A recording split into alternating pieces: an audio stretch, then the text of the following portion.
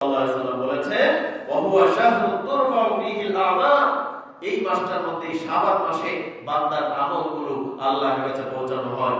ইলা রাব্বিল আলামিন, বিশ্বজগতের যে প্রতিপালক আছেন সেই প্রতিপালকের নিকট পৌঁছানো হয়। ফাউহিব্বু, আমি পছন্দ করি, আমি ভালোবাসি, আইয়ুরফা আমালি ওয়া আনা সাদিক, আমার আমল নামাগুলো যখন আল্লাহর কাছে পৌঁছানো হবে তখন তো আমি কি অবস্থায় থাকি? রোজা অবস্থায়।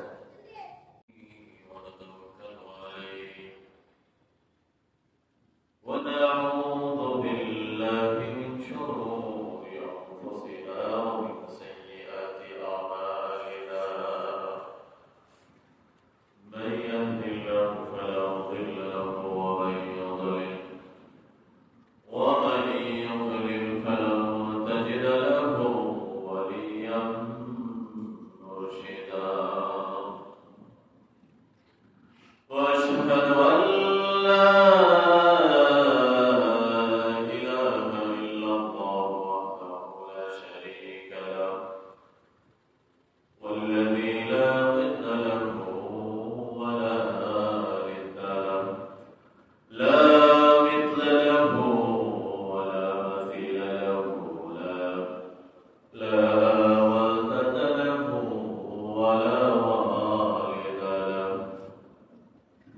وهو الواحد الفرد الصمد، لم يلد ولم يولد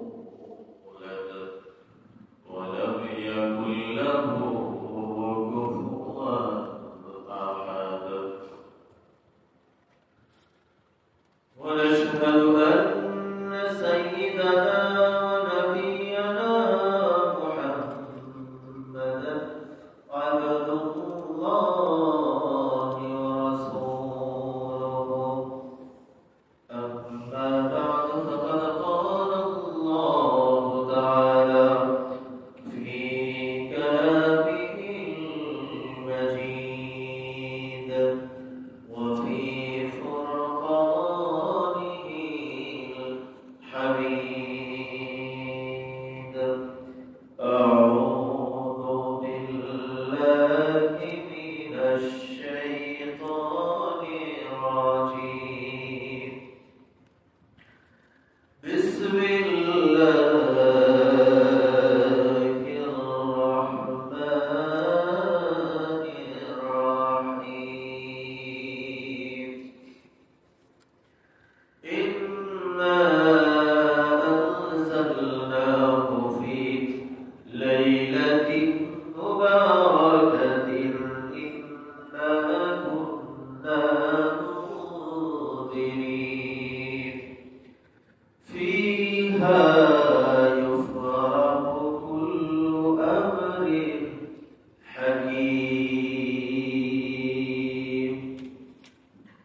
وقال رسول الله صلى الله عليه وسلم إن الله لا يطلع في ليلة النصف من شعبان فيغفر لجميع خلقه إلا لمشرك أو مشاحن.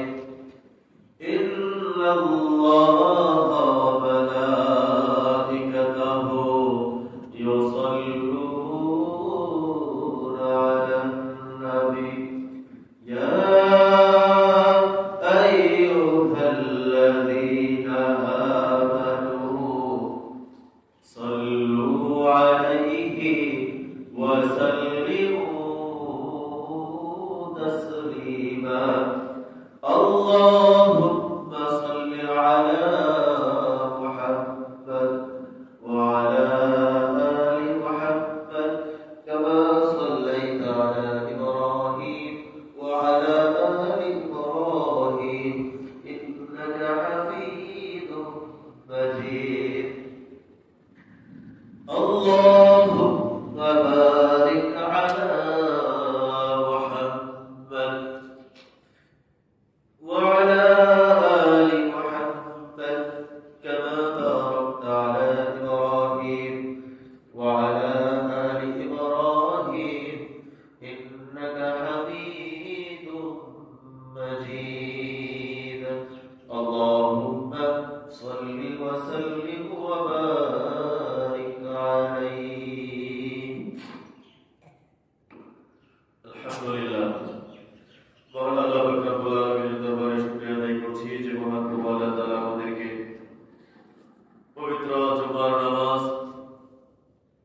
তাদের জন্য মসজিদে আসার তৌফিক দান করেছেন। রমজানের পূর্বের মাস শাবান মাসের অর্ধ মাস চলে যাচ্ছে। আল্লাহ রাব্বুল আলামিন যেন আমাদেরকে তার পবিত্র হুকুমগুলো যথাযথভাবে পালনের তৌফিক দান করে দেন। সম্মানিত মুসল্লিয়ানে কেরাম, আজকে আমাদের আলোচনার বিষয়বস্তু হলো শাবান মাসের আমল ও ফজিলত, যেটাকে আমরা শবে বরাত বলি, লাইলাতুল বরাত, লাইলাতুল নিসফি মিন শাবান, অর্থাৎ শাবান মাসে মধ্য রজনী, শাবান মাসে 14তম দিবাগত রাত, সেটা হচ্ছে শবে বরাতের রাত, যেটা আজকে। শাবান মাস অবশ্যই অবশ্যই একটি মুবারকপূর্ণ মাস। বিভিন্ন হাদিস থেকে আমরা জানতে পারি যে রাসূলুল্লাহ সাল্লাল্লাহু আলাইহি ওয়াসাল্লাম শাবান মাসে বেশি বেশি নফল রোজা পালন করেছেন। সবচেয়ে বেশি নফল রোজা পালন করেছেন রাসূল সাল্লাল্লাহু আলাইহি ওয়াসাল্লাম শাবান মাসে। শাবান মাসের সিয়ামে ছিল তার কাছে প্রিয়। এ মাসের প্রথম থেকে 15 তারিখ পর্যন্ত কখনো কখনো প্রায় পুরো শাবান মাসই তিনি রোজা রেখেছেন। 1 থেকে 15 তারিখ পর্যন্ত, অথবা কখনো কখনো তিনি পুরা শাবান মাসে রোজা রেখেছেন, নফল রোজা তিনি পালন করতেন। রাসূলুল্লাহ সাল্লাল্লাহু আলাইহি ওয়াসাল্লাম এই রোজা পালন করতেন শাবান মাসে। সেই সম্পর্কে আম্মা জান আয়েশা সিদ্দিকা রাদিয়াল্লাহু তাআলা আনহা তিনি বর্ণনা করেছেন, قالت كان رسول الله صلى الله عليه وسلم يصوم حتى نقول لا يفطر ولا يفطر حتى نقول لا يصوم। রাসূল সাল্লাল্লাহু আলাইহি ওয়াসাল্লাম রোজা রাখতে থাকতেন যাতে আমরা বলতাম যে তিনি এই মাসে হয়তোবা আর রোজা ছাড়বেন না। এই যে একটানা রোজা তিনি পালন করতে থাকতেন, সাহাবায়ে কেরাম এবং আম্মা জান আয়েশা সিদ্দিকা রাদিয়াল্লাহু তাআলা আনহা বলতেন যে তিনি যখন রমজান মাসে শাবান মাসে যখন রোজা রাখতে শুরু করতেন আর তিনি রোজা ছাড়তেন না। আমরা মনে করতাম যে তিনি মনে হয় আর রোজা কখনোই ছাড়বেন না। ওয়া মা রাআইতু রাসূলুল্লাহ সাল্লাল্লাহু আলাইহি ওয়াসাল্লাম ইস্তাকবালা সিয়াম শাহরু কাতুন ইল্লা রমাদান ওয়া মা রাআইতুহু ফি শাহরি আকতার মিনহু শাবান, আকতার মিনহু শাইআন ফি শাবান। রাসূল সাল্লাল্লাহু আলাইহি ওয়াসাল্লাম তিনি রোজা ভাঙতে, আবার যখন ভাঙতে শুরু করতেন তখন মনে হতো যে তিনি মনে এই মাসে আর রোজা রাখবেন না। অর্থাৎ যখন প্রথমে রোজা রাখতে শুরু করতেন আর ভাঙতেন না, তখন সবাই মনে করতো তিনি মনে আর রোজা ছেড়ে দেবেন না, শাবান মাসের রোজা। আবার যখন রোজা ভাঙতে শুরু করতেন তখন একটা ভাঙতেই শুরু করতেন, তখন আমরা মনে করতাম যে রাসূল সাল্লাল্লাহু আলাইহি ওয়াসাল্লাম মনে এই মাসে আর রোজা রাখবেন না। শাবান মাসের অত্যন্ত ফজিলত। এই শাবান মাসে মানুষদেরকে ক্ষমা করা হয়। শাবান মাসে মানুষদের দোয়া আল্লাহ রাব্বুল আলামিন কবুল করে থাকেন। তারপরে আমি রাসূল সাল্লাল্লাহু আলাইহি ওয়াসাল্লামকে রমজান মাস ছাড়া, আম্মা জান আয়েশা বলছেন যে আমি রাসূল সাল্লাল্লাহু আলাইহি ওয়াসাল্লামকে রমজান মাস ব্যতীত অন্য কোন মাসে পূর্ণ মাস রোজা রাখতে দেখিনি, আর তাকে শাবান মাস ব্যতীত আর কোন মাসে এত বেশি রোজা রাখতেও দেখিনি। অর্থাৎ বিষয়টা হচ্ছে রমজান মাস ছাড়া সারা মাস রোজা রাসূল কখনোই রাখেননি। রমজান মাসের বাহিরে সারা মাস রোজা রাসূল সাল্লাল্লাহু আলাইহি ওয়াসাল্লাম কখনোই রাখেননি। সেটাই তিনি আম্মা জান আয়েশা বলেছেন যে আমরা রাসূল সাল্লাল্লাহু আলাইহি ওয়াসাল্লামকে রমজান মাস ব্যতীত পূর্ণ মাস কখনোই রোজা রাখতে দেখিনি। আবার শাবান মাস, যে মাসটাই এখন আমরা, যে মাসের মধ্যে আমরা পদার্পণ করেছি, যে মাস বর্তমানে চলছে, চলমান, এই শাবান মাসের চেয়ে বেশি নফল রোজা আর কোন মাসে রাসূল সাল্লাল্লাহু আলাইহি ওয়াসাল্লাম রাখেন। وفي رواية অন্যটি বর্ণনায় আম্মা জান আয়েশা বলেছেন قالت كان يصوم شعبان كله كان يصوم شعبان إلا قليلا। আম্মা জান আয়েশা বলেছেন রাসূল সাল্লাল্লাহু আলাইহি ওয়াসাল্লাম পূর্ণ শাবান মাসে রোজা রাখতেন। তিনি শাবানের রোজা রাখতেন, তবে অল্প কিছুদিন তিনি রাখতেন না। সব সময় তিনি রোজা পালন করতেন, কখনো আবার ছেড়ে দিতেন, আবার রোজা রাখতেন। এরকম ভাবে সবচেয়ে বেশি নফল রোজা আল্লাহ রাসূল সাল্লাল্লাহু আলাইহি ওয়াসাল্লাম শাবান মাসে করেছেন। সেই শাবান মাস এখন আমাদের সামনে উপস্থিত হয়েছে। এই শাবান মাসের রোজা আল্লাহ রাসূল সাল্লাল্লাহু আলাইহি ওয়াসাল্লাম নিজে রেখেছেন।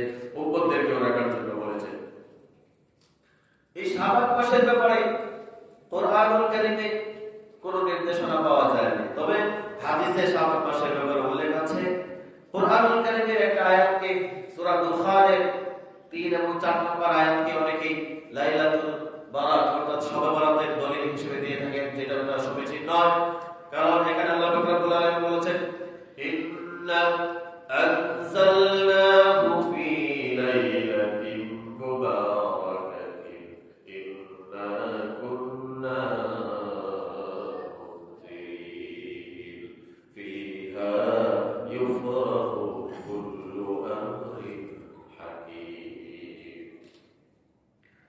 আল্লাহ পাক রব্বুল আলামিন সূরা দুখানের দিকে তিনি বললেন, আল্লাহ এই যে বললেন ইন্না আনজালনা, নিশ্চয় আমি বরকতপূর্ণ রাতে, ফজিলতপূর্ণ রাতে এই কোরআন মুবারকপূর্ণ একটা রাতে কোরআনকে নাযিল করেছি। এখন এটাকে শবে বরাত বলার কোনো সুযোগ নেই। কেন সুযোগ নেই? আল্লাহ কোরআনে স্পষ্ট বলেছেন যে আমি লাইলাতুল কদরে কোরআন নাযিল করেছি। যার কারণে অনেকে যারা বলেন যে শবে বরাত কোরআন নাযিল হয়েছে, তাদের তথ্য সঠিক নয়। কোরআন নাযিল হয়েছে রমজান মাসে, ইন্না আনজালনাহু ফি লাইলাতিল কদর ওয়া মা আদরাকা মা লাইলাতুল কদর। যার কারণে এই শাবান মাসের আরো কিছু ফজিলত হচ্ছে, এই শাবান মাসে বান্দার আমল আল্লাহর কাছে উঠানো হয়। বান্দার আমল আল্লাহর দরবারে পেশ করা হয় শাবান মাসে। রাসূল সাল্লাল্লাহু আলাইহি ওয়াসাল্লাম কেন এত বেশি রোজা রাখতেন? এই বিষয়ে যখন রাসূল সাল্লাল্লাহু আলাইহি ওয়াসাল্লামকে প্রশ্ন করা হলো, ইয়া রাসূলুল্লাহ, আপনি শাবান মাসে কেন এত বেশি রোজা পালন করেন? আল্লাহ রাসূল তখন বললেন, ওয়া হুয়া শাহরুন তুরফাউ ফীহি আল-আমাল ইলা রাব্বিল আলামিন ফাউহিব্বু আন ইউরফা আমালি ওয়া আনা সাইম। আল্লাহ রাসূল বললেন, এই মাসে আল্লাহর কাছে মানুষের আমলগুলো উঠানো হয়, আর আমি পছন্দ করি, আমি ভালোবাসি যে আমার আমলগুলো যখন আল্লাহর কাছে পৌঁছানো হবে তখন যেন আমি রোজা অবস্থায় থাকি।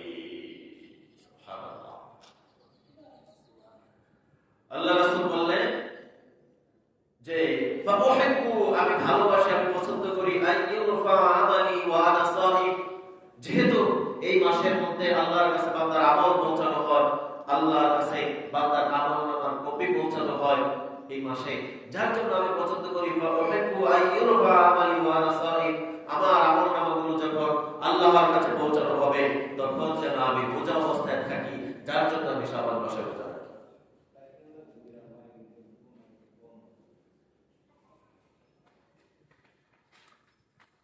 যার কারণে আমি শাবান মাসে রোজা রাখি। এখন শাবান মাসের রোজা 2টা 3টা অথবা যেহেতু আল্লাহ রাসূল সাল্লাল্লাহু আলাইহি ওয়াসাল্লাম প্রতি মাসে আইয়ামে বীজের রোজা যেটাকে বলা হয়, আরবি মাসের 3 দিন 13, 14 এবং 15 এই 3 দিন তিনি রোজা রেখেছেন। সপ্তাহে 2 দিন তিনি রোজা রেখেছেন, সোমবার বৃহস্পতিবার। সেই সুবাদে 13 তারিখ 14 তারিখ দিবাগত রাত্রে যেহেতু শাবান হয়, শবে বরাত যেটাকে আমরা বলি, সেই বৃহস্পতিবার গতকালকে গেল 13 তারিখ, একটা এই রোজাটা যদি আপনি বৃহস্পতিবার রোজাটা যদি আপনি পালন করে থাকেন, একদিন দিয়ে আপনি সাপ্তাহিক যে রাসূল সাল্লাল্লাহু আলাইহি ওয়াসাল্লাম সাপ্তাহিক যে বৃহস্পতিবার রোজা রাখতেন সেটাও পেয়ে গেলেন। আবার আপনি শাবান মাসের যে 13 তারিখ আইয়ামে বীজের রোজা যেটা সেটাও পেয়ে গেলেন। এবং শাবান মাসের রোজা অর্থাৎ 3-4টা ফজিলতের পরিপূর্ণ ছিল গতকালকে বৃহস্পতিবার দিন। এবং আজকে হচ্ছে 14 তারিখ, আরবি 14 তারিখ। আজকে যারা রেখেছেন তারাও নিঃসন্দেহে নেকির ভাগীদার হবেন এবং অত্যন্ত বেশি ফজিলত আল্লাহ রাব্বুল আলামিন তাদেরকে দেবেন, কারণ আজকে 14 তারিখ। এবং আগামীকাল হচ্ছে 15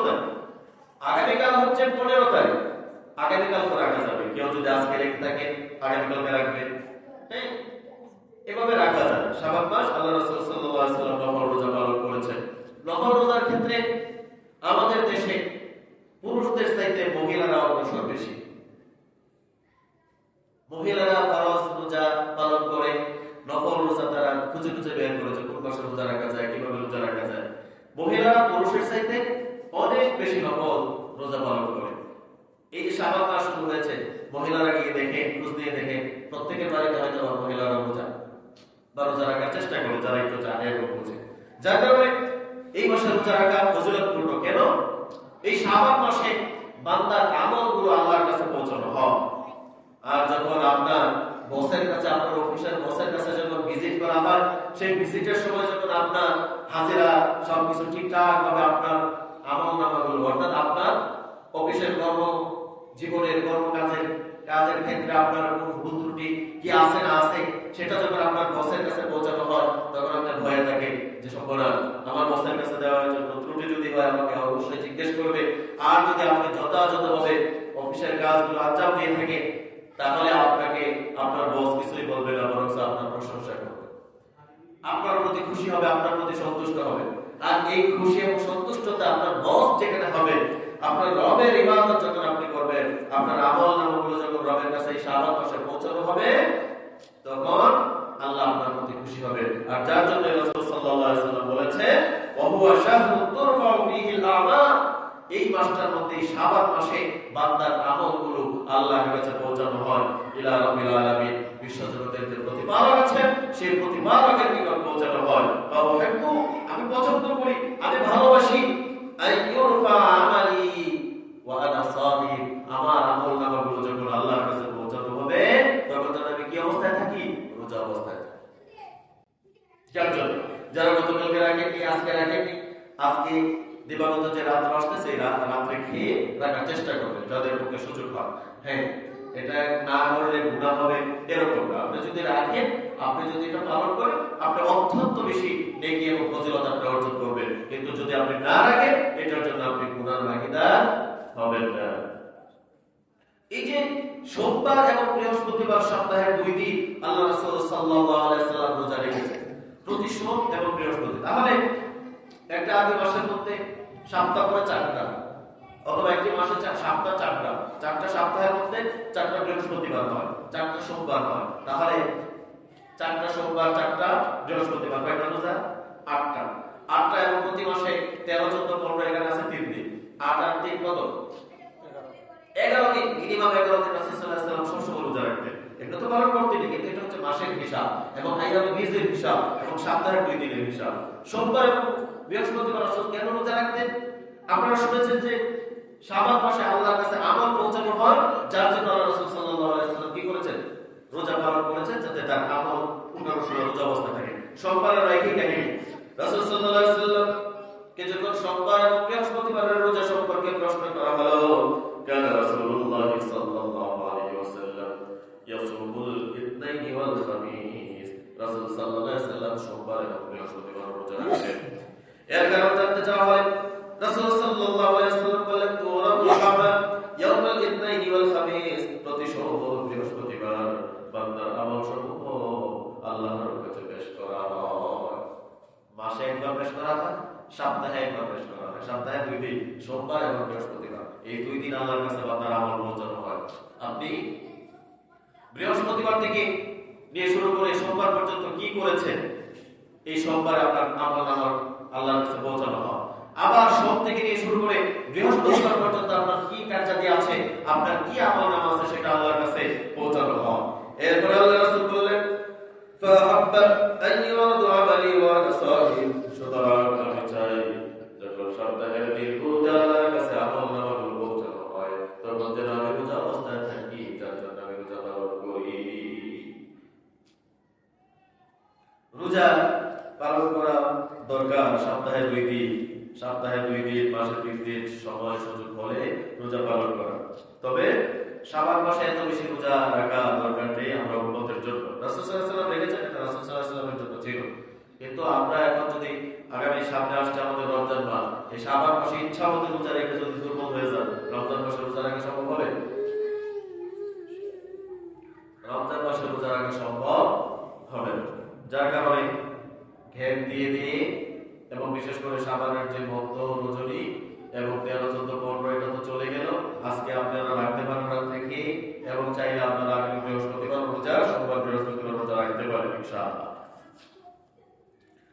রাসূল সাল্লাল্লাহু আলাইহি ওয়াসাল্লাম বৃহস্পতিবার দিন দিবাগত রাত্র সকলকে ক্ষমা করে দেওয়া হয়, অর্থাৎ বৃহস্পতিবারের দিন গিয়ে যে একটা রাত্র আসে, সেই রাত্রে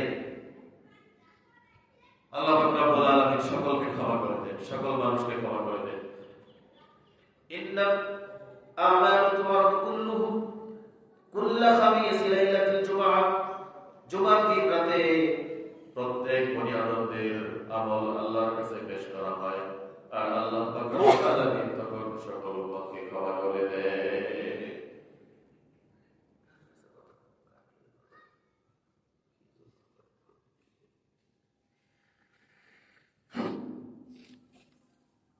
রাসূল কি বললেন যে প্রতি বৃহস্পতিবার দিবাগত রাত,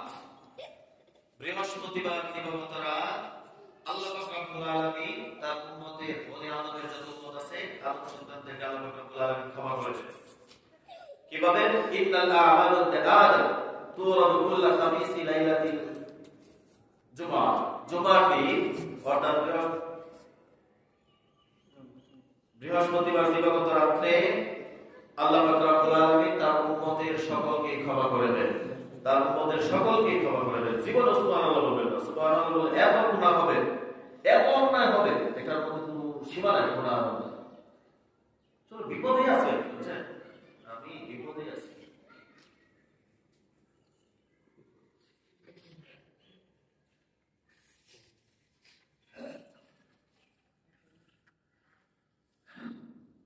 শুধুমাত্র ক্ষমা করা হয় না এক শ্রেণীর লোককে, সবাইকেই ক্ষমা করা হয়।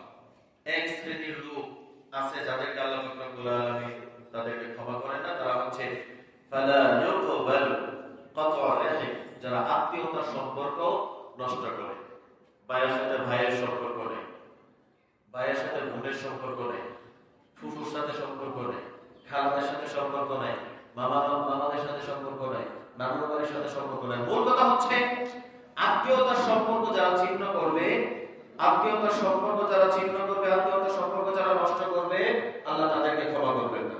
তারা ব্যতীত এই যে শুক্রবার দিন অর্থাৎ বৃহস্পতিবার দিন দিবাগত যে একটা রাত্র থাকে, জুমার দিন রাত যেটাকে বলা হয়, শুক্রবার দিন বৃহস্পতিবার দিন গিয়ে শুক্রবারের যে দিনে যে রজনীটা আসে, সেই রজনীটা আল্লাহ সবাইকে ক্ষমা করে, সকল বনি আদমকে ক্ষমা করেন।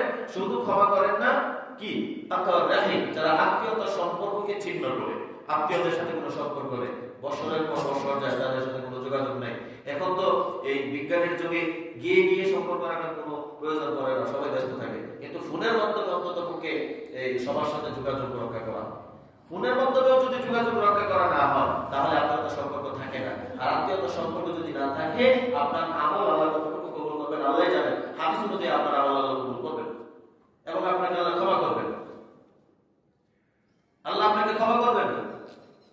কিন্তু যদি এগুলো ঠিক রাখতে পারে, তাহলে বৃহস্পতিবার দিবাগত রাত্রে যে ক্ষমাকারীদের দল, যারা ক্ষমা প্রাপ্ত হয়, তার মধ্যে আল্লাহ আপনাকেও শামিল করতে পারেন ইনশাআল্লাহ। কিন্তু আত্মীয়তার সম্পর্ক ঠিক রাখতে হবে। রাসূল সাল্লাল্লাহু আলাইহি ওয়াসাল্লাম স্পষ্ট বলেছেন, আত্মীয়তার সম্পর্ক চিহ্ন করে জান্নাতে যাবে। আত্মীয়তার সম্পর্ক যারা চিহ্ন করে বছরের পর বছর যায়, একই পাশে ঘর, একই পাশে বাড়ি, কিন্তু এক ভাইয়ের সাথে আরেক ভাইয়ের কথা কয় না, কয়েক বছর যায়, আছে না? এক ভাইয়ের সাথে আরেক ভাইয়ের কথা বলে না বছরের পর বছর। বোনের বাড়িতে ভাই যায় না বছরের পর বছর, খোঁজ খবর নেয় না, বোন পড়লে যায় না, ভাই পড়লে বোন আসে না, বোন পড়লে ভাই যায় না। এরকম পরিবার আমাদের দেশে নাই। তাহলে এই হাদিসের ভাষ্য অনুযায়ী ফালা ইউকবালু কত'আ রাহিম, যারা আত্মীয়তার সম্পর্ক ছিন্ন করে, তাদেরকে আল্লাহ ক্ষমা করবেন না। এছাড়া বনি আদম সবাইকে ক্ষমা করবেন, সবাইকে আল্লাহ ক্ষমা করবেন। শুধু ক্ষমা করবেন না যারা আত্মীয়তার সম্পর্ক নষ্ট করবে। যদি এর মধ্যে এখানে যারা আছেন, এর মধ্যে যদি এই স্বভাব কারণ থেকে থাকে যে ভাই বোনের সাথে সম্পর্ক নেই, অন্তত ক্ষমা পাওয়ার আশা, জান্নাত পাওয়ার লোভে, জান্নাতের আশায় সম্পর্ক জোড়াবেন। আপনি বড় ছোট ভাইয়ের কাছে একবার গিয়ে কথা বলে ফেলবেন, ভাই হয়তো আপনাকে কথা বলে ফেলবে। এটা হচ্ছে ভাই ভাইয়ের সাথে কথা হয় না কেন? এটা হচ্ছে একটা ইগো ভিতরে কাজ করে, যে আমি বড়, আমার ছোট ভাই আগে আমার কাছে আসতে পারে না। ছোট ভাইয়ের কথা হচ্ছে আমি ছোট, আমার বড় ভাই একবার এসে আমাকে ভালোবাসা শুরু করতে পারে না, যে কি আমি কি করব। কিন্তু এটা হচ্ছে ইগো, বরত্ব। বড় ভাইয়ের ভিতরে একটা বরত্ব ভাব, যে আমি বড়, ছোটটা আসে না কেন। ছোট জনের ইগো হচ্ছে যে আমি ছোট, বড়টা আমার কাছে আসে না কেন। এই বিষয়টা তো এটাই নাকি? আর এই বিষয়টা থাকার কারণে ভাই ভাইয়ের সাথে সম্পর্ক নেই, কথা হয় না। এক বাড়ির উপর দিয়ে আরেক ভাইয়ের দেওয়াল উঠে, একই বাড়িতে উঠানের উপর দিয়ে দেওয়াল পার্টিশন উঠে, এক ভাইয়ের চেহারা আরেক ভাইয়ের দেয়। কিন্তু এটা যে কত বড় অপরাধ, এটা যে কত বড় অপরাধ। আপনার দান, খায়রাত, রোজা, নামাজ, রোজা আল্লাহ কবুল করবেন না, কারণ আপনি আত্মহত্যা সম্পর্ক নষ্ট করেছেন, আল্লাহ রাব্বুল আলামিন আপনাকে ক্ষমা করবেন এবং রাসূল বলেছেন জান্নাতে যাবেন। যার কারণে বোনকে সম্পদ একটু বেশি দিতে হবে, অথবা বোনে কেন ভাইয়ের কাছে ওয়ারিশ চাইল, অংশীদার চাইল, এটার জন্য ভাই বোনের প্রতি বেজার হয়, আশা করি। কিন্তু ভাই বোনের হক আপনি দিবেন না। বোনের হক যদি আপনি না দেন তাহলে তো আপনি হারাম করবেন। আপনার অন্যের সম্পত্তি একজন জালেম জুলুম করে যেরকম অন্যের সম্পত্তি দখল করে নেয়, আপনি ভাই হয়ে বোনকে সম্পত্তি না দেওয়ার কারণে আপনি ওই জুলুম বাজার পরিণত হলেন। আপনার অন্যের সম্পত্তি ভোগ করার কারণে আপনাকে হাসার জবাবদিহি করতে হবে। কিন্তু বোন কেন তার ন্যায্য হিস্সা, ন্যায্য অধিকার কেন চাইলো যে ভাই বাবার সম্পত্তি তো আমারও হক আছে, আমার যতটুকু পাওনা আছে ততটুকু আমাকে দিয়ে দাও, এটা চাওয়ার পরে ভাইয়ের সাথে বোনের সম্পর্ক নষ্ট হয়ে যায়, আচ্ছা না? নষ্ট হয়ে যায়। আর রাসূল সাল্লাল্লাহু আলাইহি ওয়াসাল্লাম কি সুন্দর করে বললেন, দেখেন ইন্নাহা আমালুন আদাব তুরাদু কুল্লা খামিসি লাইলাতিল জুমআহ, প্রত্যেক জুমার রাতে অর্থাৎ বৃহস্পতিবার দিবাগত রাতে বান্দার আমল আল্লাহর কাছে পৌঁছাতে হয় এবং আল্লাহ এই রাতে আদম সন্তানদেরকে ক্ষমা করে দেন। তবে এক শ্রেণীর লোক আছে ব্যতীত, তারা কারা? ফালা ইয়াকবালু কাতআ রাহিম, যারা আত্মীয়তার সম্পর্ক চিন্তা করে। ফুফু কেন সম্পত্তি নিছে, ফুফুর সাথে যোগাযোগ নেই, এটা হচ্ছে কুরাত্মীয়, রক্তের সম্পর্কের আত্মীয় যদি আপনি নষ্ট করেন, রাসূলের হাদিস অনুযায়ী আপনি লিখে রাখেন আপনি জান্নাতে যেতে পারবেন না। রাসূলের হাদিস অনুযায়ী আপনি লিখে রাখেন আপনি জান্নাতে যেতে পারবেন না। আপনি যতই আমল করেন, নামাজের দাগ করতে পারে, হাঁটুতে দাগ করতে পারে, সমাজে আপনি আল্লাহওয়ালা মানুষ হিসেবে পরিচিতি অর্জন করতে পারেন, কিন্তু আল্লাহর কাছে আপনি আত্মীয়তা সম্পর্ক ছিন্নকারী একজন ব্যক্তি, আর আপনি ক্ষমা পাবেন। যার কারণে ক্ষমা চলাবেন, আত্মীয়তা সম্পর্ক রক্ষা করেন। আপনি যদি ছোট হয়ে থাকে, বড় ভাইয়ের কাছে যান, আপনার শ্রদ্ধার পাত্র। পিতার পরেই রাসূল সাল্লাল্লাহু আলাইহি ওয়াসাল্লাম বলেছেন, পিতার পরে বড় ভাইয়ের অবস্থা, পিতার অবর্তমানে বড় ভাইয়েরা বাবার দায়িত্ব পালন করে। আর আপনি যদি বড় হয়ে থাকেন, আপনি চিন্তা করেন আমার ছোট ভাই আমার স্নেহের সন্তান তুল্য, আমার ছোট ভাইয়ের ভুলগুলো আমি ক্ষমা করে দিলাম। এই ভালোবাসা যদি থাকে, সংসার বাসাতে থাকবে। এখন আমরা আমাদের ওয়াইফ, আমাদের স্ত্রী, আমাদের ঘরের যে হোম মিনিস্টার, আমাদের ঘরের হোম মিনিস্টারদেরকে খুশি করার জন্য ভাইয়ের সাথে সম্পর্ক চিহ্ন করা হয়। 99.9% পরিবারে স্ত্রীকে খুশি করার জন্য ভাইয়ের সাথে সম্পর্ক রাখা হয়, ঠিক না? ভাই ভাই আপনি জানেন, প্রবাদে তো আপনারা সবাই জানেন, ভাই বড় দল রক্তের বাঁধন, যদি উত্তর হয় নারীর কারণ। আসলে কথাটা বাস্তব। বড় ভাই যদি একটু ভালো চলে, ছোট ভাইয়ের কানের মধ্যে বিষ ঢেলে দিলে তোমার ভাই আগে মনে হয় অনেক কিছু করছে, তোমার বাবা সম্পত্তি থেকে তোমার বঞ্চিত করছে, এগুলো করছে। আবার ছোটটা যদি একটু ভালো চলে, মনে হয় তোমার বাপে গোপনে মনে হয় সবকিছু জোড়াজাটি যা আছে, পত্রিকা যা আছে সব দিয়ে গেছে, যার কারণে তোমার কিছু নেই, তোমার কাছে কিচ্ছু নেই। এইরকম করতে করতে আস্তে আস্তে ভাইয়ের প্রতি ভাইয়ের যে ভালোবাসা থাকে, আপনি চিন্তা করেন বিবাহের আগ পর্যন্ত এক ভাইকে ছাড়া আর এক ভাই খাবার খায় না, এক ভাইকে ছাড়া আর এক ভাই খাবার খায় না। বিবাহের আগ পর্যন্ত এমন পরিবার আছে যুবক বয়সের দুইটা ভাই একসাথে একই বিছানায় থাকে, কিন্তু বিবাহের পরে আস্তে আস্তে বছর চলে যায়, 2 বছর চলে যায়, এক ভাই একসাথে আর এক ভাই বসে খাবার খাওয়ার সুযোগ হয় না, বা হয় না, খায় না, আছে না? যার কারণে যদি ক্ষমা পেতে চান তাহলে আত্মীয়তা সম্পর্ক ছিন্ন করবেন, আত্মীয়তা সম্পর্ক জোড়া দিবেন, আত্মীয়তা সম্পর্ক রক্ষা করেন। বোনের সাথে বোন আপনার বাবার সম্পত্তি থেকে নিয়েছে ভাগ, আরে ভাই এটা আপনার রাগ হওয়ার কিছু না, আপনার পিতার সম্পত্তিতে আপনার বোনের যে অংশটা ছিল সেটা সে নিয়েছে, আপনি যদি এটা না দেন তাহলে আপনি পাপে বাদী হন। আপনার বোন নিয়েছে, বরং আপনি মুক্তি পেয়েছেন, অন্যের বোঝা আপনার মাথা থেকে নেমেছে। আপনার বোন যদি আসে একবার বলে যে ভাই আমার কিছুই লাগবে না, আল্লাহ আমার স্বামী সন্তানদেরকে অনেক দিয়েছে, এগুলো তোমরা ভাইয়েরা মিল করে নিয়ে নাও, এটা ভিন্ন কথা। বোন সাথে আমার বোনকে আপনি যদি ইচ্ছে করে বলেন যে আমার মাফ করে দে সম্পত্তিটা, এটাও বলা যাবে না। বোন যদি এসে আপনাকে বলে যে ভাই আল্লাহ আমাকে দিয়েছে যথেষ্ট, আলহামদুলিল্লাহ, এখন আমার যে যতটুকু আছে আমি এখানে আসবো না দেওয়ার জন্য, আমার সন্তানরাও আসবে না, কারণ আল্লাহ তাদেরকে যতটুকু দিয়েছে এতটুকু ওদের যথেষ্ট, তোমরা বাইরে যারা আছো তারা মিলমিশ করে এটা নিয়ে নাও, তখন আর অন্যায় নাও। কিন্তু বোন নেওয়ার কারণে বোনের সাথে রাগ করবে, এটাও অত্যন্ত সম্পর্ক ছিন্নকারীর মধ্যে পড়ে যায়। যার কারণে এরকম এই সমস্ত গুনাহ থেকে আল্লাহ আমাদেরকে হেফাজত করুন, বলে আমিন। এবং এই যে দেখেন আজকে একটা রজনী আসছে আমাদের সামনে, লাইলাতুল নিসফি মিন শাবান, অর্থাৎ 14 তারিখ দিবাগত রাত্রের যে রাত্রটা আসে এটাকে বলা হয় শবে বরাত। এটা কি বলা হয়? শবে বরাত। এই শবে বরাতে লাইলাতুন নিসফি মিন শাবানে আল্লাহ পাক রব্বুল আলামিন উম্মতের সকল উম্মতকে ক্ষমা করেন। কেউ কেউ বলেছে যে এই উম্মতে লাইলাতুল কদরের মতো বান্দার আমলনামা এবং বান্দা 1 বছর পরে কি করবে, আগামী 1 বছর কি করবে বলা লিপিবদ্ধ করা হয়। এখন এই যে আল্লাহ পাক রব্বুল আলামিন বান্দাদেরকে ক্ষমা করবেন, সবাইকে ক্ষমা করবেন, কিন্তু এখানেও শর্ত আছে। যেরকম জুম্মার রাতে ক্ষমা করে দিবেন, তারপর আবার শর্ত দিয়েছেন আত্মীয়তা সম্পর্ক চিহ্ন করলে ক্ষমা করবেন। এখানে থেকে খুব সুন্দর শাবান মাসে সবচেয়ে শক্তিশালী এবং সবচেয়ে জোরালো যে হাদিস, এই হাদিসটা এখন আমি আপনাদের জন্য শাবান মাস সম্পর্কে সবচেয়ে শক্তিশালী লাইলাতুল বরাত অর্থাৎ শবে বরাত সম্পর্কে সবচেয়ে শক্তিশালী সবচেয়ে সহিহ হাদিস যেটা, সেটাই অন্যগুলো হাদিস, কিন্তু সবচেয়ে মজবুত যে হাদিস, এই হাদিসটা এখন আমরা তো শুধু বলি যে শবে বরাতে ছোট সময় আমরা বলেছি রাত্রে আসলে গোসল করতে হবে, যে শরীরের পানি ফোটার সাথে পাপ জোরে পড়ে যায়। আপনারাও মনে করছেন, ছোট করছেন করছেন। এখন ভাই দেখেন আল্লাহ রাসূল সাল্লাল্লাহু আলাইহি ওয়াসাল্লাম শাবানের রাতে সবাইকে ক্ষমা করে দেন। এই ব্যাপারে আল্লাহ রাসূল বললেন, ইন্নাল্লাহ লা ইয়াত্তালিউ ফি লাইলাতিন নিসফি মিন শাবান ফায়াগফিরু লিজামি'i খালকিহি ইল্লা লিমুশরিকিন আও মুশাহিদ। আল্লাহ নবী রাসূলুল্লাহ সাল্লাল্লাহু আলাইহি ওয়াসাল্লাম বললেন, আল্লাহ তাআলা মধ্য শাবানের রাতে সৃষ্টির প্রতি দৃষ্টিপাত করেন, সৃষ্টির প্রতি তিনি নজর দেন, নজর সব সময় দেন, কিন্তু কিছু কিছু দিনে কিছু কিছু রাত্রে নির্দিষ্টভাবে বিশেষ দৃষ্টি দেন। আল্লাহ রাসূল বললেন, আল্লাহ পাক রব্বুল আলামিন মধ্য শাবানের রজনীতে সকল সৃষ্টির প্রতি তিনি দৃষ্টি দেন, দৃষ্টিপাত করেন এবং সকলকে ক্ষমা করে দেন, সকলকে ক্ষমা করে দেন। মিন শাবান ফায়াগফিরু, ক্ষমা করে দেন লিজামি'i খালকিহি, তার সৃষ্টির সকলকে তিনি ক্ষমা করে দেন, ইল্লা, তবে, এই যে শর্ত দিয়ে দিয়েছেন আল্লাহ, ইল্লা, তবে, লিমুশরিকিন, যারা শিরক করে, যারা কি করে শিরক করে। আবারও বলছি, শাবান মাস সম্পর্কে সবচেয়ে শক্তিশালী হাদিস যেটা, শবে বরাত সম্পর্কে সবচেয়ে শক্তিশালী হাদিস যেটা, সেটা হচ্ছে এই হাদিস।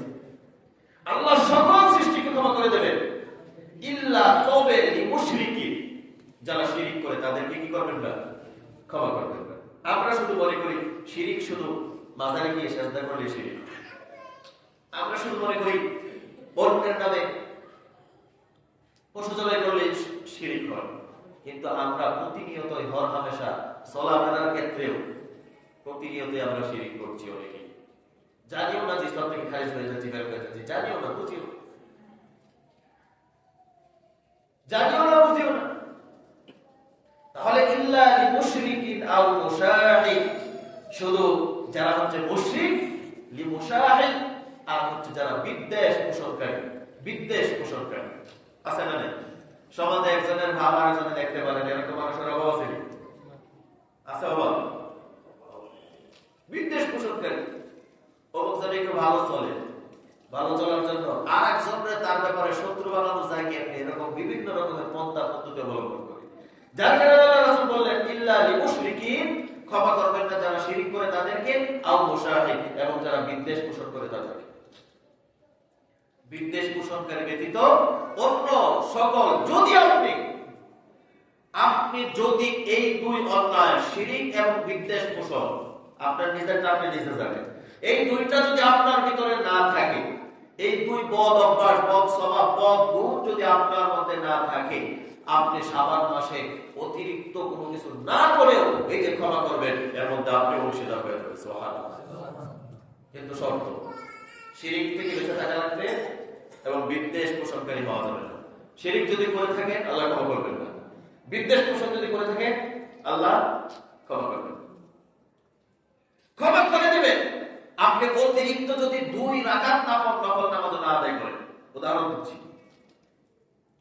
নফল নামাজ 2 রাকাত অতিরিক্ত করছেন না, কিন্তু এই 2 বদ অভ্যাস আপনার মধ্যে ছিল না, 2 বদ অভ্যাস আপনার মধ্যে, বদ স্বভাব আপনার মধ্যে ছিল না, এই রাতটা আল্লাহ যাদেরকে ক্ষমা করবেন তাদের মধ্যে আপনি ঘনিষ্ঠ হয়ে থাকলে ক্ষমা পেয়ে যাবেন। কিন্তু এবার চিন্তা করে দেখেন, বিদ্বেষ কুসংস্কার আপনার মধ্যে আছে না? শিরিক আপনার মধ্যে আছে না?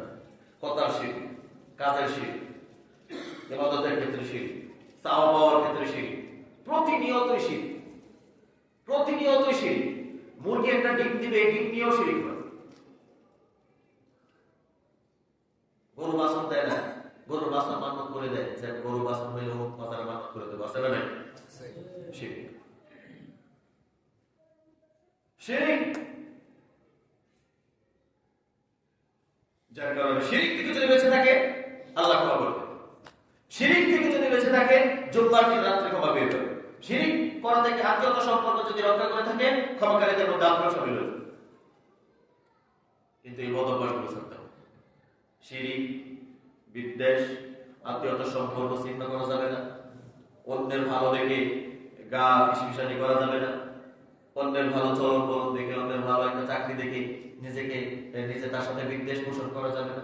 এরকম বদভ্যাস যদি ছেড়ে দিতে পারে, এই যে আজকের রজনী আছে, আজকের রজনীতে আল্লাহ যাদেরকে ক্ষমা করবেন আল্লাহ আপনাকে আমাকেও ক্ষমা করে দিতে পারেন ইনশাআল্লাহ, ইনশাআল্লাহ। এইটা আজকের রাত যেটা আসছে, ফরজ নামাজ আদায় করলে শরীরটা যতক্ষণ কুলায়, স্বাস্থ্যে যতক্ষণ ভালো মনে হয়, যতক্ষণ পর্যন্ত আনন্দ পান, জোর করে না, যতক্ষণ পর্যন্ত ইবাদতে আনন্দ পান ততক্ষণ পর্যন্ত যদি আপনি নফল নামাজ আদায় করে গিয়ে যদি ঘুমান, ফজরের আযান হয়েছে আবার উঠে নামাজে এসেছে, আল্লাহ তাদেরকে ক্ষমা করবেন, এর মধ্যে আপনার অন্তর্ভুক্ত হবে ইনশাআল্লাহ। কিন্তু সারা রাত্র মসজিদে কাটান, সারা রাত, আর একটা 4টা-5টা সময় গেলে ইচ্ছা মতো একটা ঘুম দিয়েছেন ফজরের নামাজে, সারা রাত্রের ইবাদত ছিল কি নফল, ফজরের নামাজ কি সারা জীবনের নফল একসাথে জোড়া দিলে একটা ফরজের সমান হবে না। সারা রাত মসজিদে জাগনা থাকলেন, ফজরের সময় গিয়ে ঘুমাবেন, ফজর নাই, জামাতের সাথে ফজর নাই, যার কারণে সব ঠিক থাকতে হবে, সব কিছু ঠিক রাখতে হবে। আপনার শরীরটা যতক্ষণ খোলা, জোর করে শরীরের উপর প্রেসার দিয়ে 80 রাকাত তাহাজ্জুদ ওয়ালা আমাদের দেশে একটি ছিল, আছে না? শুনছেন না আপনারা যে দৈনিক প্রতিদিন রাত্রে 80 রাকাত 70-80 রাকাত নফল নামাজ পড়ে, তাহাজ্জুদ পড়ে, পাগল। কিছু হইতে বলতো খেলা হবে, চেনেন না? মাইকটা সামনে আসলে, মিডিয়ার সামনে আসলে বলতো খেলা হবে। অহংকার, বিদ্বেষ, আল্লাহ এগুলো বেশি দিন রাখেন। এরপর আমাদের শিক্ষা হয় না, আমরা শিক্ষা অর্জন করতে পারি না। অহংকার যারা করে, আপনার সমাজে আপনার আশপাশে আপনি চোখ বুলায় দেখেন তো, অহংকারী, শরীরের গরমের অহংকার, শক্তির অহংকার করেছে, আল্লাহ আপনাদের সামনে বিকলাঙ্গ করে দিয়েছে। অর্থ সম্পদের অহংকার করেছে, আল্লাহ ফকির বানিয়ে দিয়েছে, অর্থাৎ দুর্বল বানিয়ে দিয়েছে অর্থ সম্পদের বেলা, আছে না? চেহারা সৌন্দর্য নিয়ে গৌরব করেছে, এই চেহারা থেকে মানুষ এখন থাকাতে ভয় পায়, আছে না? যার কারণে অহংকার, হিংসা, বরত্ব, তাকাব্বুর, এগুলা একমাত্র করবেন যিনি, সবাই চিৎকার দিয়ে বলেন তিনি কে? আল্লাহ। অহংকার আল্লাহ ছাড়া আর কেউ করতে পারবে না। আল কিবরিয়া রিদাই ওয়াল আযমাতু ইজারি, অহংকার শুধু বরত্ব শুধুমাত্র করবে আমার আল্লাহ। যে ব্যক্তি অহংকার করে সে যেন আমার আল্লাহর চাদর ধরে টানাটানি করে, নাউযুবিল্লাহ। যার কারণে অহংকার মুক্ত জীবন করবে, সাবানের রাত্রে ক্ষমা পাবে। বিদ্বেষ পোষণ করা মুক্ত জীবন যাপন করবে, সাবানের রাত্রে আল্লাহ আপনাকে ক্ষমা করে দেবে, বিছানা শুয়ে আপনি ক্ষমা পাবেন। কিন্তু ফরজ আদায় করতে হবে। আমরা দেখেন, আমরা অনেক সময় আর কি করি, যে উদাহরণটা এভাবে দেই, যেমন নফল নামাজের উদাহরণটা হচ্ছে, আমরা তো বাজারে মাছ কিনতে যাই, যদিও বড় মাছের ক্ষেত্রে এটা হয় না, যখন আমরা ছোট মাছ কিনি, কাচকি মাছ এবং বিভিন্ন চান্দা, যত বড় মাছ, ছোট মাছ যেটা আছে, ডালিম মাছ, মাছগুলো যখন আমরা কিনি, কিনার পরে আমরা ইচ্ছে করে বলি আরে দুটো লাগাই দেবো, বলি না? আবার যিনি বিক্রি করে তিনিও লাস্টে কয়েকটা দিয়ে দেয় না? এটা কেন দিয়েছে বলেন তো? আপনি মূলটা কিনেছেন, যার কারণে অতিরিক্ত কয়টা দিয়েছে। এখন অতিরিক্ত কয়টা দেওয়ার কারণে, দেওয়ার পরে যদি আপনি মাছওয়ালাকে বলেন যে জানলে ভাই তুমি তো আমার দেখো উপরি কয়টা দিছো, বোনাস কয়টা দিছো, তাইলে মূলটা নিয়ে নাও, টাকাটাও আমার দিয়ে দাও, তুমি শুধু বোনাসটা আমার দিয়ে দাও, নিবে? অতিরিক্ত মাছটা তুমি আমাকে দিয়ে দাও, টাকাটা দিয়ে দাও, আর মূল যে মাছটা আমি কিনছিলাম এটা নেবো, কারণ তুমি তো আমার কয়েকটা এক্সট্রা দিছো, এক্সট্রাটা আমার চলবে, মূলটা আমার লাগবে না, মাছওয়ালা মানবে? নফল নামাজটা, এই যে ক্ষমা পাওয়ার আশা সারা রাত্র বসে থাকি, এটাও কিন্তু এরকম। সারা বছর ফরজের খবর নেই, সারা মাস ফরজের খবর নেই, প্রতিদিন 5 ওয়াক্ত নামাজ ফরজ খবর নেই, শুধু সবে কদর সবে বরাতের রাত্রে এসে মসজিদে অনেক জামজমক করে মাপ পাওয়ার আশা, এটাই উপরি মাছ পাওয়ার মতো হয়ে গেছে বিষয়। আপনার ফরজ নাই, আল্লাহ আপনাকে ক্ষমা করবেন কি দিয়ে? কিছু তো একটা মাধ্যম লাগবে, লাগবে না? কোন একটা মাধ্যম তো আপনার লাগবে, যে এই মাধ্যমটা দেখে আল্লাহ আপনাকে ক্ষমা করবেন। এখন আপনি এসে শুধু মূল নিলেন না, শুধু এসে উপরি নিবেন, এই উপরি কিন্তু আল্লাহ দিতে এত বাধ্য। বুঝতে পেরেছি? জীবনটা ফরজ নামাজ আদায় করে আপনি খেতে কাজ করেন, তাতে কি হয়েছে? তাতে কি হয়েছে? কোন রকম পাওয়াটা পরিষ্কার করে, শরীরটা পরিষ্কার করে, রোজা করে মসজিদে আসেন, আল্লাহ নামাজ পড়েন, আবার খেতে চলে যান, কোনো সমস্যা নেই। আপনার কাছে বরকত ঢেলে দিবেন আল্লাহ। মিলে চাকরি করে ফরজ নামাজের সুযোগ হয়েছে, অনেক কঠিন হৃদয়ের মিল ফ্যাক্টরির মালিক আছে যারা নামাজের সুযোগ দেয় না। আর ফ্যাক্টরির ভিতরে 2-3 জন মিলে যান, যে চলো আমরা নামাজটা মিলের মধ্যে দাঁড়ায় পড়ে ফেলি। সম্ভব নয়? সম্ভব, এটা ঠিক ইচ্ছা। আপনারা যে এখান থেকে গেলেন, আপনাদের ইন্ডাস্ট্রিয়াল এলাকা, ভোর 5টা বাজে উঠে ডিউটিতে যায়, এরকম মানুষের অভাব আছে? আরে ভাই, এই সময় কি ফজর নামাজটা পড়ে যাওয়া যাইতে না? কিসের অভাব? ইচ্ছার অভাব, শুধু ইচ্ছার অভাব। ডিউটিটি কিন্তু ঠিকই গেছে, ডিউটি করার জন্য ঠিকই গেছে, কিন্তু মসজিদ মুখে হতে পারবে না। তার মানে বুঝতে হবে আপনার কপালটা আল্লাহ এখনো সোজা করেন। আপনি চেষ্টা করেন, আল্লাহ সোজা করবেন এবং আল্লাহ আপনাকে ক্ষমা করে দেবেন। আল্লাহ আমাদেরকে কবুল করুন, সকলে করে আমিন। সম্মানিত ভাইরা, শাবানের রাতে নফল নামাজ আদায় করা, এটাও কিন্তু হাদিস। রাসূল সাল্লাল্লাহু আলাইহি ওয়াসাল্লাম বললেন, ইযা কানাতিল লাইলাতুন নিসফি মিন শাবান ফাকুমু লাইলাহা ওয়া সুমু নাহারাহা। যখন মধ্য শাবানের রাত আসে, মধ্য শাবানের রাত আসলে তোমরা কুমু লাইলাহা, রাত্রিবেলা তোমরা দণ্ডায়মান হও, নামাজ আদায় করো। কি নামাজ? নফল নামাজ আদায় করো। ওয়াসুমু নাহারাহা, এবং দিনের বেলায় তোমরা রোজা পালন করো। দিনের বেলায় কি করো? রোজা। এই যে রাত্রটা আসছে, ফরজ নামাজের পরে অন্ততপক্ষে 4 রাকাত নামাজ পড়ার চেষ্টা করবে এবং আল্লাহর কাছে নিজের ভুলগুলোর জন্য, ত্রুটি বিচ্যুতির জন্য ক্ষমা চাইবেন, যে আল্লাহ আমি ভুলে অনেক গুনাহ করেছি, আল্লাহ আপনাকে ক্ষমা করে দেন। আপনি রহমান, আপনি তো রহিম, আপনি ক্ষমাকারী। আমার গুনার চাইতে আপনার রহমত বেশি ছোট না, আর আপনার রহমতের চাইতে আমার গুনাহ বেশি বড় না। আপনি শুধু চাইলে আমাকে ক্ষমা করতে পারেন, আমাকে ক্ষমা করে দেন। এই ক্ষমাগুলো আল্লাহর কাছে চাওয়া যায় না? চাইলে কিন্তু আল্লাহ ক্ষমা করতে পারে। এবং অসম্ভব নাহারাহা, এবং দিনের বেলা রোজা রাখবে। এই দিনটা হচ্ছে আগামীকাল। যাদের সুযোগ আছে রোজা রাখার চেষ্টা করবেন, যাদের সুযোগ আছে রোজা রাখার চেষ্টা করবেন। আল্লাহ পাক রব্বুল আলামিন আমাদেরকে তৌফিক দান করুন, বলি আমিন।